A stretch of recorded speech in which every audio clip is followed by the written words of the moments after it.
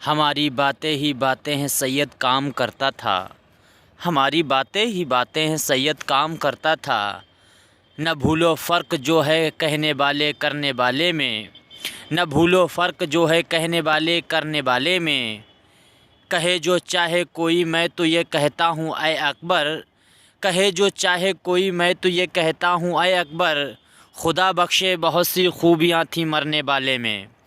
ناظرین، میں ہوں بسم اللہ آفتاب عالم اور آپ دیکھ رہے ہیں اردو ہندی نالج چینل۔ آج جو میں آپ کے سامنے انتخاب پیش کروں گا وہ علی گڑھ تحریک ہے، اور علی گڑھ تحریک کو سر سید احمد خان نے چلایا تھا۔ اس تحریک نے مسلمانوں کا مستقبل طے کیا، اور مسلم جو سماج تھا اس میں جو نوجوان تھے ان کے مستقبل کے لیے بہت ہی اہم رول ادا کرنے والی تحریک ہے علی گڑھ تحریک۔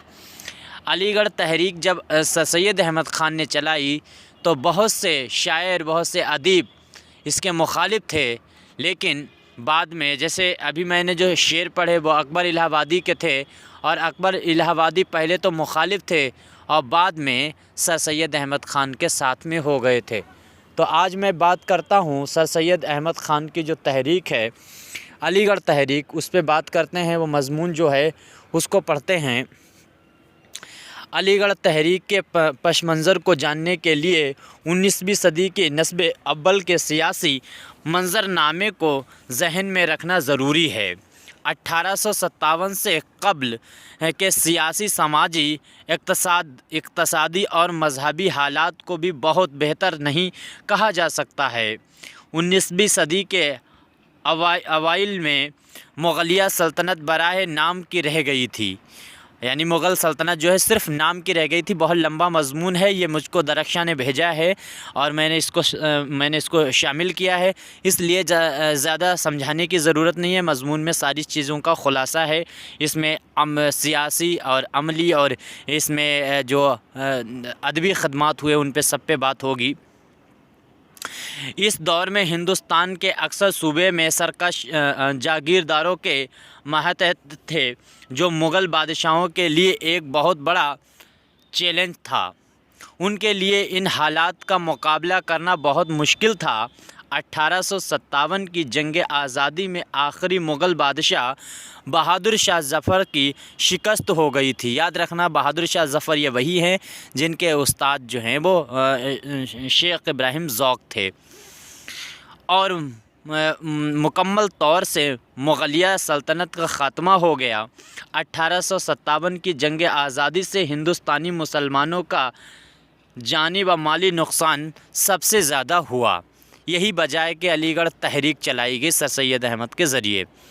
یہ 1857 کی جو جنگ عظیم ہوئی، جنگ آزادی کے لیے جو ہوئی، اس میں اس جنگ میں سب سے زیادہ مسلمانوں کا نقصان ہوا۔ اس کی وجہ یہ تھی کہ جنگ میں مسلمانوں نے سب سے زیادہ بڑھ چڑھ کر حصہ لیا تھا، اور انگریزوں کا ماننا تھا کہ ہندوستانی مسلمان ان کے سب سے بڑے دشمن ہیں۔ اس جنگ آزادی کے در عمل میں مسلمانوں کا سب سے زیادہ خسارہ ہوا تھا، یعنی سب سے زیادہ اس جنگ میں مسلمانوں کا ہی نقصان ہوا تھا۔ اشفاق احمد اعظمی لکھتے ہیں، غدر 1857 نے حکومت کو ہندوستانیوں، خاص کر مسلمانوں سے حد سے زیادہ برہم کر دیا، جس کے نتیجے میں مسلمانوں کی زندگی اس ملک میں دشوار ہو گئی۔ کتنے مسلمانوں کو غدر کے الزام میں سزائے موت دے دی گئی، کتنے ہی گھروں کو اجاڑ دیا گیا، ان کی جائیدادیں اور ان کا املاک کو ان سے نہایت بے دردی سے چھین لیا گیا۔ یاد رکھنا یہاں پہ ایک چیز کہ یہ جو غدر ہوا، جب 1857 کا جو ریولیوشن ہوا، اس وقت جو ہے ایک بہت بڑے اردو کا پہلا جنہوں نے رسالہ نکالا، محمد باقر جو تھے، وہ محمد حسین آزاد کے والد تھے، ان کو بھی قتل کر دیا گیا تھا۔ تو اس میں کیا ہوا، چھین لیا گیا، پر روزی روزگار کے تمام راستے بند کر دیے گئے۔ مسلمان زمینداروں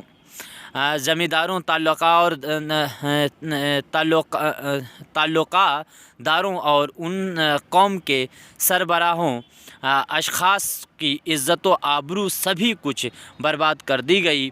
غریب مسلمانوں کے چھوٹے موٹے پیشے اور کاروبار کو تباہ کر دیا گیا، جس سے صنعت گر اور ہنرمند مسلمانوں کی بھی روزی ماری گئی۔ اس طرح مسلمانوں کے اندر معاشرتی، اقتصادی اور سیاسی ہر اعتبار سے بدحالی پیدا ہو گئی۔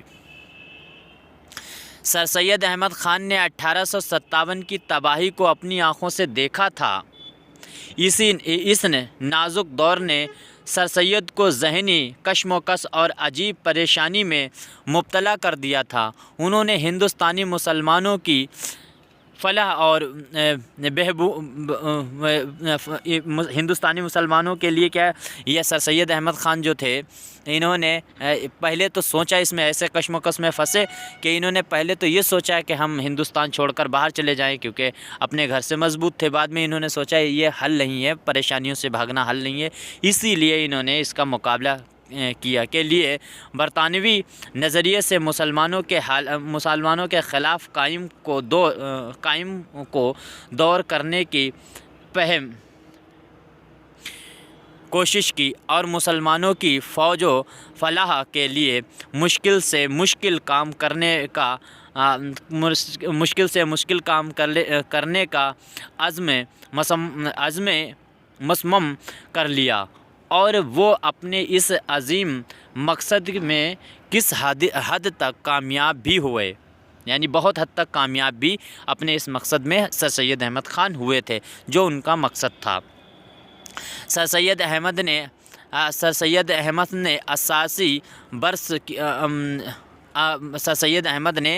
80 برس کی طویل عمر پائی اور 1817 میں دہلی کے معزز اور شریف گھرانے میں پیدا ہوئے۔ ان کی زندگی کے احوال کو 4 حصوں میں تقسیم کیا جا سکتا ہے۔ پہلا دور 1817 سے 1837 ہے، اور 1837 تک، جو ان کے بچپن اور جوانی اور تعلیمی کا دور ہے، جس دور میں مغلیہ سلطنت کے زوال کے آثار دکھائی دے رہے تھے۔ دوسرا دور 1838 سے لے کر 1857 تک ہے۔ اس دور میں سر سید کی بہت سی مشہور تصانیف منظر عام پر آئیں۔ اس دور میں انہوں نے نوکری، دیگر ادبی خدمات انجام دیں۔ تیسرا دور 1877 تک ہے، 1857 سے 1877 20 سال تک کا اور ہے مہید ہے۔ اس دور میں انہوں نے قوم کے مابین اتحاد و اتفاق، میل جول اور بھائی چارے پر زور دیا۔ اس دور میں انہوں نے لندن کا سفر کیا اور وہاں کی یونیورسٹیوں کے تعلیمی نظام سے بہت متاثر ہوئے، اور انہوں نے لندن ہی میں اپنے ذہن میں ایک خاکہ بنا لیا تھا کہ ہندوستان میں ایک عظیم یونیورسٹی مسلمانوں کے لیے قائم کریں گے۔ اس سفر کا نتیجہ یہ کہ سر سید نے ایک اہم کتاب خطبات احمدیہ لکھی۔ یہ کتاب لائف آف مومڈن کے جواب میں لکھی گئی تھی۔ یہ کتاب انگریزوں کی تھی، لائف آف مومڈن۔ اس کے جواب میں مسلمانوں کی طرف سے سر سید احمد خان نے اپنی کتاب خطابیہ محمدیہ لکھا تھا، خطبات محمدیہ۔ آپ اس کے بعد میں جواب میں لکھی تھی۔ ان کی زندگی کا آخری دور 1877 سے 1897 کا ہے۔ 1897 کا ہے۔ یہ دور اس اعتبار سے بہت اہمیت کا حامل ہے کہ اس دور میں سر سید نے مذہبی، سیاسی، تعلیمی اور علمی سرگرمیوں میں بڑھ چڑھ کر حصہ لیا۔ اردو ادب میں یہ بہت سی تحریریں وجود میں آئیں، لیکن علی گڑھ تحریک ان تمام تحریکوں میں اپنی انفرادی شان رکھتی ہے۔ اس تحریک کو مکمل ادبی تحریک نہیں کہا جا سکتا ہے۔ یہ سر سید کی سیاسی، سماجی، مذہبی، عملی اور ادبی کاوشوں کی وجہ سے وجود میں آئی، اس لیے اس تحریک کو سر سید تحریک کے نام سے بھی موسوم کیا جاتا ہے۔ اس تحریک نے اردو شعر و ادب پر بھی گہرا نقوش ثبت کیے ہیں۔ خلیق احمد نظامی اپنی کتاب سر سید اور علی گڑھ تحریک کے دیباچے میں رقم طراز ہیں۔ یہ کتاب ہے سر سید اور علی گڑھ تحریک، یہ خلیق احمد نظامی کی کتاب ہے۔ اس کتاب کو آپ پڑھیں گے تو علی گڑھ تحریک پوری طرح سے سمجھ میں صحیح سے آئے گی۔ اور یہ کیا کہتے ہیں، رقم طراز ہیں، کیا کہہ رہے ہیں نظامی صاحب؟ ہندوستان کے مسلمانوں کی سرگزشتہ ڈیڑھ سو سال کی فکری، عملی، سماجی، مذہبی، سیاسی اور ادبی تاریخ کا شاہد ہی کوئی ایسا گوشہ ہو جس پر سر سید اور علی گڑھ تحریک بالا واسطہ اپنے اثرات نہ چھوڑے ہوں۔ سر سید اور ان کے رفقا کے لیے مدرسۃ العلوم ایک تعلیمی درسگاہ، نئے فکری رجحانات کی ایک علامت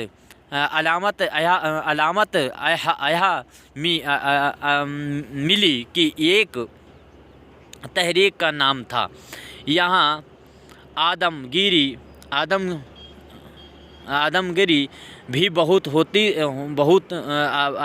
بھی ہوتی تھی اور تعلیمی ملت کا سامان بھی مہیا کیا جاتا تھا۔ یہاں وقت کے اشاروں کو سمجھنا بھی سکھایا جاتا تھا اور اس کے دھاروں کو موڑنے کی صلاحیت بھی پیدا کی جاتی تھی۔ سر سید کی بلندی، حوصلگی، عزم و راسخ خلوص نیت اور جہد مسلسل نے اس مشکل اور متنوع کام کو ایک تحریک کی شکل دے دی تھی۔ زمانے کے پیچ و خم کے ساتھ تحریک کے خد و خال بھی بدلتے رہے، لیکن سر سید کے افکار کی معنویت ہر دور کے لیے بڑھتی ہی رہی اور ان کی یہ آواز برابر فضاؤں میں گونجتی رہی۔ سنگ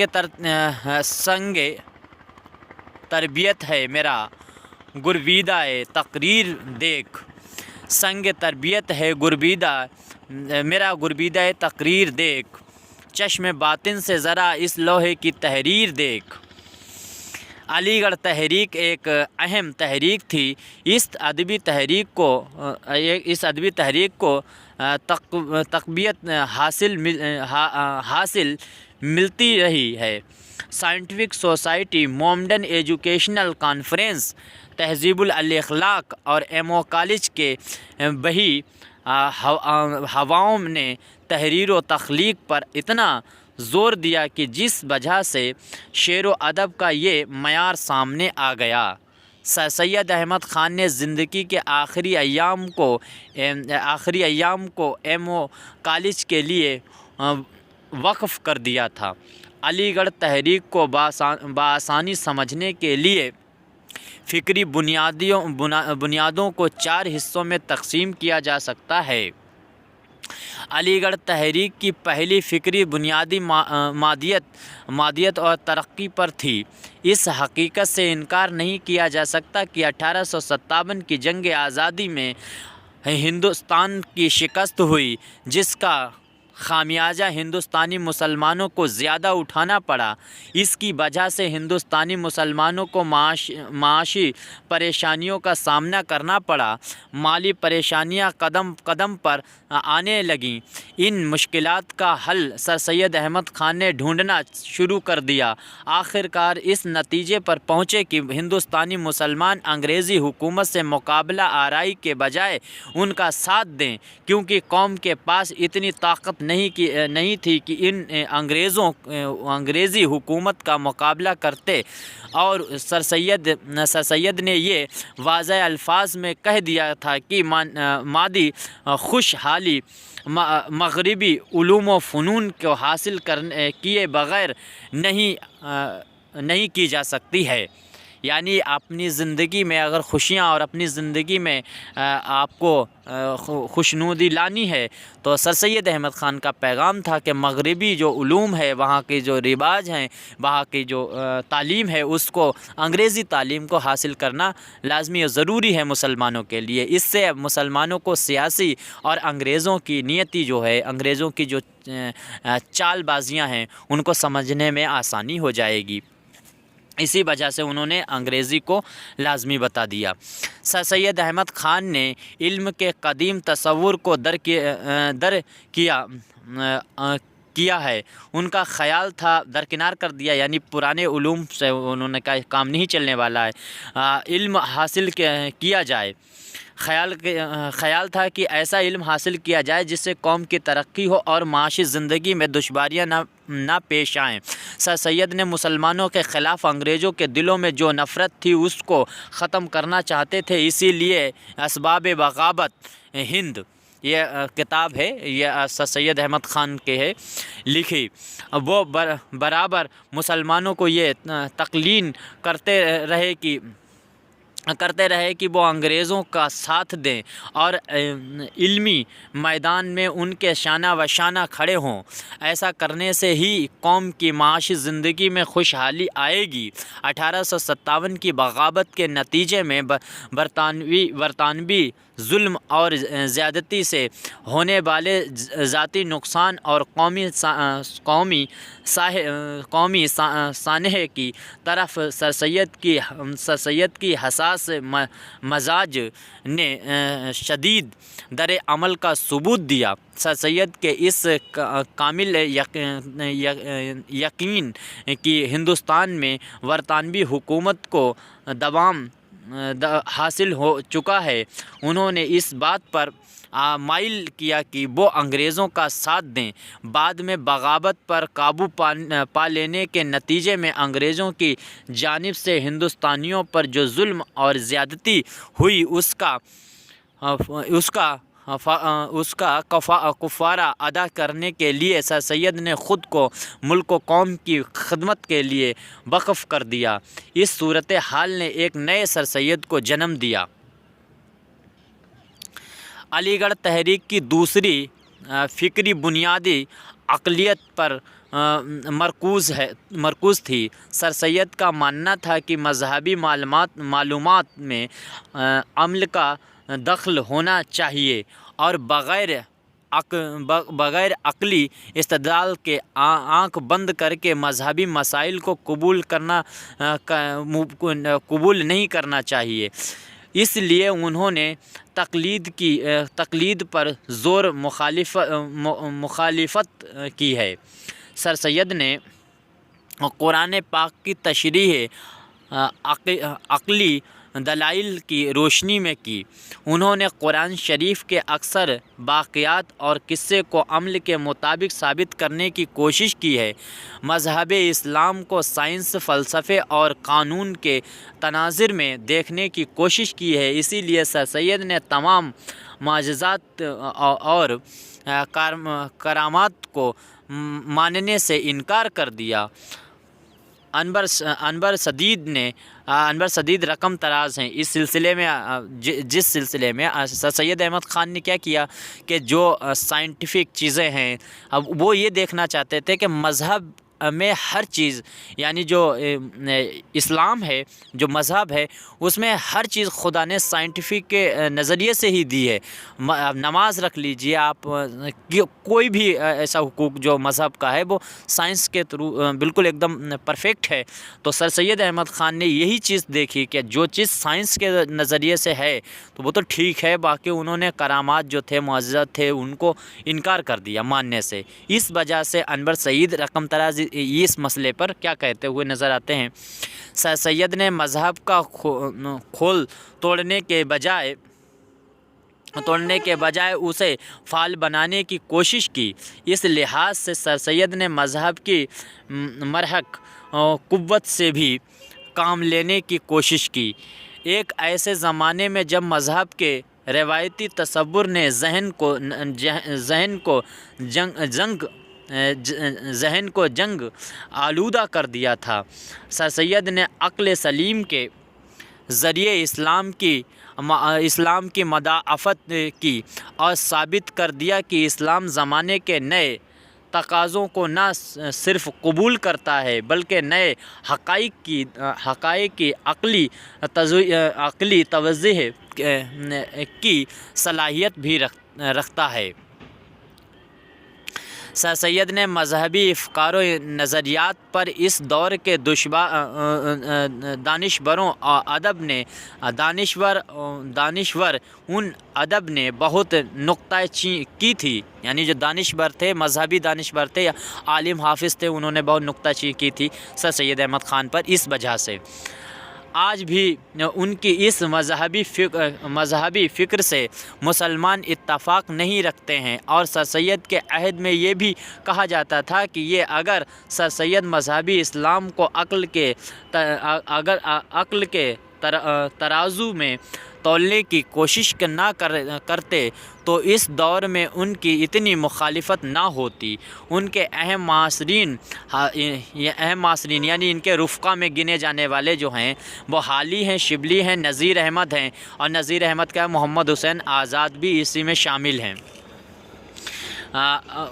اور بقار ملک وغیرہ نے ان کے اصلاحی کارناموں میں بڑھ چڑھ کر حصہ لینے کے باوجود مذہبی معلومات میں ان کی اقلیت پسندی سے اختلاف کیا۔ سر سید نے مذہبی معلومات کو عقل کے مطابق دیکھنے کے لیے کوشش کی تھی، کیونکہ مذہبی اسلام میں بہت سی نئی چیزیں داخل ہو گئی تھیں۔ سر سید نے ان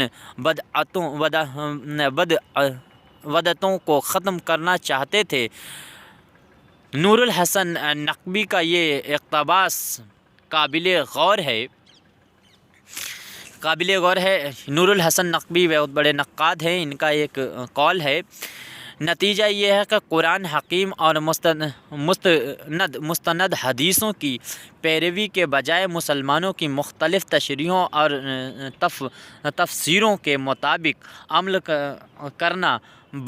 کرنا پڑا، اور اس راہ سے غلط اور غیر معتبر روایتیں بھی شامل ہو گئیں۔ سر سید کا عقیدہ تھا کہ روایتیں جزو اسلام نہیں، اور المیہ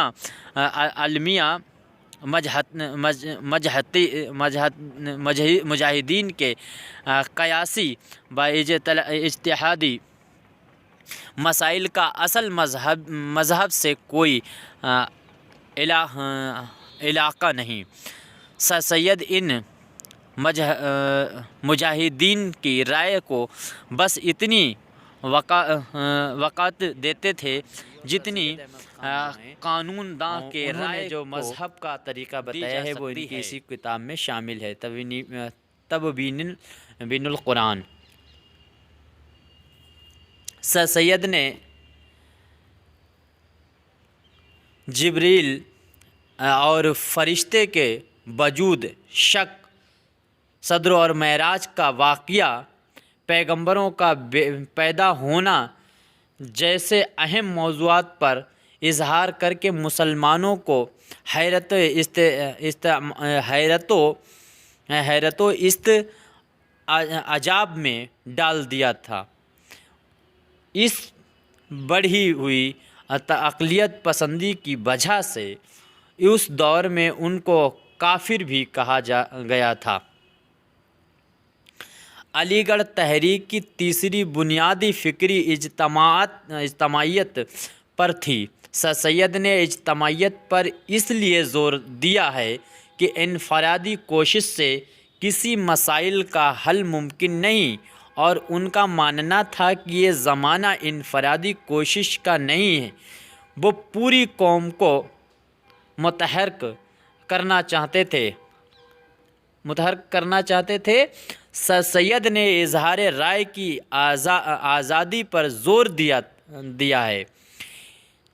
اظہار رائے کی آزادی میں گورنمنٹ، مذہب، بربادی اور قوم میں خوف بالکل نہیں ہونا چاہیے۔ اس لیے انہوں نے آزادی پر زیادہ زور دیا تاکہ اس سے قوم کی حق تکفیلی نہ ہو۔ اظہار رائے پر پابندی کی وجہ سے قوم و ملت کا بہت بڑا خسارہ تھا۔ تو اس طرح سے میں نے آج سر سید احمد خان کا جو نظریہ ہے اس پہ بات کر لی ہے، اور یہ مضمون میں نے پڑھ لیا ہے۔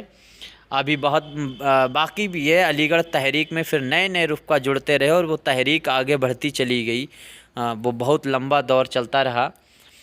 وہ بعد میں بات ہوگی پھر کسی دن۔ یہ جو اردو کا GICL لیکچرار کا ایگزام ہے جس میں ریٹن ایگزام ہونا ہے لکھنے کے لیے، اس میں علی گڑھ تحریک جو ہے اس کو شامل کیا گیا ہے، تو موضوع کے مضمون کے اعتبار سے بہت ہی اہم آج کا ویڈیو ہے۔ اب ملتے ہیں ایک نئے ٹاپک کے ساتھ، تب تک کے لیے شکریہ، خدا حافظ۔